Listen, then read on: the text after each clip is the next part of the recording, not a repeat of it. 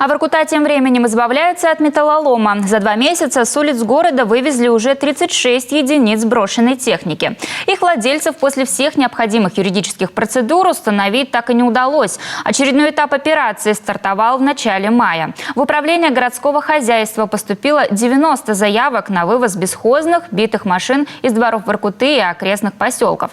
Часть из них уже проверили. У некоторых, как оказалось, все-таки есть хозяева, которые пообещали убрать свое авто. До момента эвакуации владельцам дают возможность самостоятельно убрать такие машины. Люди уезжают, бросают свои машины.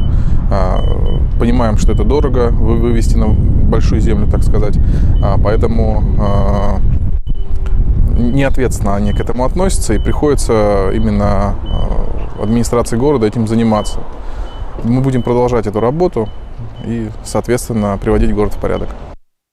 Акция «Стоп хлам» проводится в Заполярье 5-й раз. Каждый год на спецстоянку эвакуируют десятки брошенных автомобилей. Если в течение полугода хозяин не изъявляет желания вернуть себе имущество, технику утилизируют. Для участия в акции достаточно прислать адрес и фото автохлама без номеров, который находится во дворе, на электронный адрес hotline@mayor.vorkuta.ru.